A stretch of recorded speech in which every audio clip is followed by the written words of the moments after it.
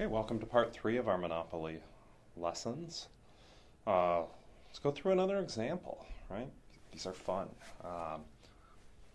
Our definitions of fun might be different, but even if you don't find it fun, hopefully at least find it useful. So let's look here. Monopoly's revenue. We've got a firm we call Common Grounds. They sell cappuccinos. This table shows the demand in the market for cappuccinos. Take a moment, fill in the missing spaces. This is total revenue, marginal revenue. They have average revenue here as well. So average revenue would be the total revenue divided by the quantity.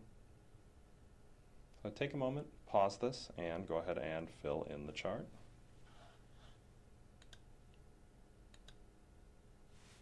Okay, total revenue, price times quantity. Simple enough, 4 times 1, 350 times 2, 7, 3 times 3 is 9, all the way through to 6 times 150 is 9. Okay, the average revenue is the same as the price, right? You're charging the same price to every product. So this is another case, it's actually the same as the competitive firm, but average revenue isn't used as much. I wouldn't worry about average revenue as much. It is equal to the price though. Marginal revenue, what's the change in total revenue when you sell one more unit?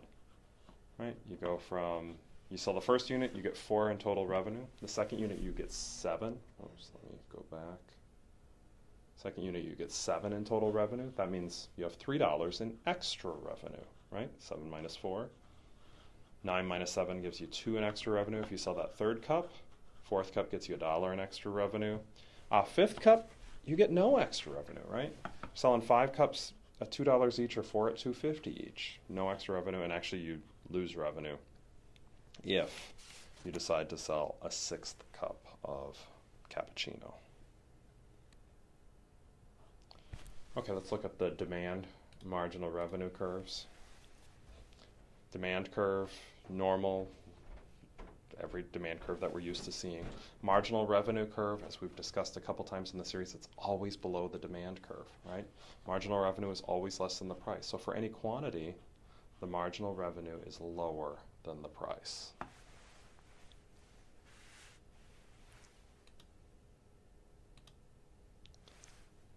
So what about monopoly in the long run? Well, it's quite different than perfect competition. Largely, it can earn profits, right? And the big thing is this, there's the barriers to entry. Other firms can't get into the market and start to make profits. If a monopolist is earning significant profits, other firms might want to jump in, but there's barriers. It could be government barriers, could be those legal barriers that we've seen. It could be that the firm owns all of the vital resource, or it could be economies of scale. But because of those, competitors can be forced out. Monopolists can earn profits. Now that will only occur if, one, the monopoly conditions hold and the demand conditions remain sufficient. So the demand has to remain sufficient, the monopoly has to hold. Often monopolies will go away because of innovation, right? The railroad used to be a monopoly. Now there's all sorts of ways to get across the country, and railroad's just one of them. So you wouldn't really call train travel a monopoly anymore. There's all sorts of ways to travel. But what are some other things? The phone market, it was actually formed as a monopoly, then it split up, but now landlines are a vastly declining share of the telephone market because so many people use cell phones. So often innovation breaks up monopolies in and of itself. Even that's often one of the conditions that prevents a monopoly from holding, is that other products will become very close substitutes. Now, a monopolist, because of, they have the entire market, a monopolist does have an incentive to advertise. Because of that, you'll expect to see monopolists do this. When they advertise, what they'll try to do is shift out the demand curve. By shifting out the demand curve, they could increase both price and quantity. And if we go back to this example we have, right, your demand curve's downward. If you want to sell more, right, you have to lower the price. The law of demand, right? Customers will, if you want to sell more to your customers, you have to lower the price. But if as a firm you could convince people to drink more cappuccinos, you could shift the entire demand curve outward. You might be able to sell more and charge a higher price, which is a great scenario for the firm. So monopolists are likely to advertise, promotions, anything they can figure out to shift out the demand curve for their products. Okay, let's look a little bit more at our monopolist and the profit maximizing output. All right, we know that it's where marginal revenue equals marginal cost. Once you find the quantity, that's the profit maximizing output for the monopolist, you go up to the demand curve to find the price. So you go up to the demand curve to find the price. What is the monopolist profit? Well, you compare the price to the average total cost. Right? If the price is $10, the average total cost is $8, you make $2 per unit. You multiply it by the quantity, and it's this area here. But in general, in the idea of finding the price and quantity, find the intersection of marginal revenue and marginal cost. That gives you the quantity. Then move up to the demand curve to get the price. It tells you what price you'll be charging. It tells you what you need to know. A monopolist, unlike a competitive firm, a monopolist doesn't have a supply curve, right? The competitive firm, the supply curve is the marginal cost curve. The price that it could receive, it's going to vary its quantity based on that. Monopoly, though, it's a price maker. It sets its own price. It really doesn't have a supply curve.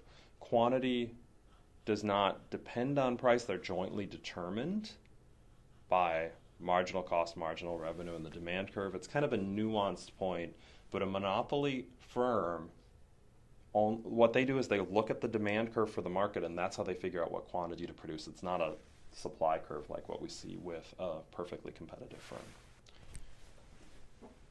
We have talked about one of the barriers to entry being patents. So let's think about drugs, prescription drugs, monopoly versus generic drugs. Let's say this is the demand for Claritin D, right? Very popular allergy drug. Well, Claritin at first had a monopoly, right? So where does marginal revenue equal marginal cost? That would be the intersection. The intersection of that determines what quantity the firm should produce. Move up to the demand curve to find the price the firm should sell the product for. And you know what will happen within a monopoly. However, patents don't last forever. You can now get a generic version of Claritin D. And with prescription drugs, more than almost any other product, you have to submit the exact recipe to the Food and Drug Administration. So other firms can copy this exactly. It's the exact same thing. What does that mean? Well, the price will move towards the marginal cost. You'll have a competitive outcome. You won't have one firm that controls the market anymore. Price will equal marginal cost. Quantity increases. The market becomes competitive once generic drugs appear. Often, lawmakers will go after monopolies. And economists, though, are in the same boat. Economists like competition, dislike monopoly. The question is why? Why are monopolies bad? The answer to that, now politicians might have an answer to it, but doesn't really match the economic reasoning why monopolies are bad. Monopolies charge a higher price, and that's often why politicians will go after them, like things like don't gouge the consumer. The high price isn't the main concern. In perfect competition, you have an efficient allocation of resources. Price equals marginal cost. And the bigger thing then, because price equals marginal cost, you're selling more of the product. When you sell more of the product, every single person who could find the transaction beneficial engages in this transaction. So monopolies charge a higher price, but the big reason they're inefficient isn't the higher price. It's the lower quantity. So monopolies producing less is the reason they are so bad, at least in the eyes of economists. It's the same reason why the minimum wages are harmful. It's the same reason why rent control is harmful and why taxes are harmful. They all cause deadweight loss. So does a monopoly. And that all comes because the quantity sold is going to decrease. You have a lower output in equilibrium, and that will lead you to deadweight loss. So the higher prices are a transfer from consumers to producers, but there's nothing inherently inefficient with a high price. Sometimes high prices are actually desirable as it sends a signal. The big problem with monopolies is the issue of the quantity is lower, and because the quantity is lower, you'll see a deadweight loss. Okay, we're going to take a moment here. In a moment, we're going to look at the graph for why there's this deadweight loss of monopoly. So in a competitive market, price equals marginal cost. That maximizes total surplus. But in the monopoly, the price is greater than the marginal cost, so the quantity drops. The quantity in monopoly is too low, so we see a deadweight loss. Graphically, if you have a competitive market, right, the price equaling the marginal cost is going to be your quantity and your price. That's the equilibrium.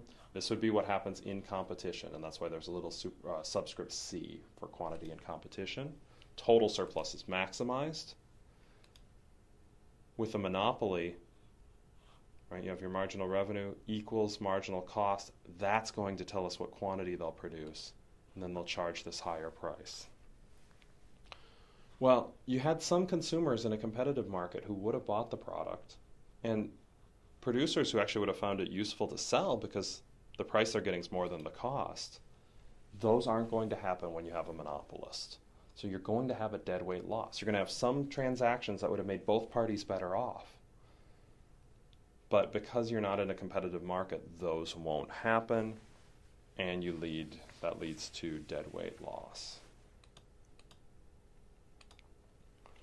Monopolies in general are viewed pretty negatively by economists, myself included. It is worth mentioning a few pro-monopoly arguments. And a couple of these I think actually are pretty valid. It doesn't mean you should be in favor of monopolies, but there are some positive side effects of having a monopoly. So in some cases, the natural monopoly is better than the alternative, right? A natural monopoly, and I hope you know this term by now, natural monopoly, it's the monopoly because of economies of scale, so the average cost decline. It gives the incentive for one firm to become very large because it's cheaper. Well, that might be better for society, even if you have a monopoly, because the cost could be much cheaper if you have one firm providing everything than two firms. Imagine nuclear power plants, right? It costs a lot of money to build them, and then it's really cheap to get people the extra units of power. You really don't want two nuclear power plants in an area. One firm's probably better. Even if they have monopoly power, it's likely that the price customers are charged is going to be lower than what would happen if you had two or three firms splitting the market. Some have claimed that monopolies can aid innovation because the firms don't have to worry about competition. I think that one's been disproven. Right? If you think of the market for, say, cell phones or computers in the past 20 years, these are markets that have been very competitive, and you see lots of innovation. Often you need to innovate in order to beat your competition. So this, I don't buy into the middle point, but I am mentioning it as some will claim this as a benefit of monopolies. The final point, though, is absolutely a valid benefit of a monopoly. Once again, doesn't mean that monopolies are good, but monopolists can be a standard setter. So if you think about somebody who wants to make a computer game, they don't have to go to the government and figure, is there some standard I have to set the software to? They just have to say, I've got to make it work for Microsoft and I've got to make it work for Macintosh. If they can do that, they pretty much get all the market. That's a benefit, right? We haven't had to, the fact that we haven't had to have government bureaucrats figuring this out, that's a good thing. So there are some pro-monopoly arguments. In general, economists overwhelmingly view monopolies negatively, but there are some arguments in favor.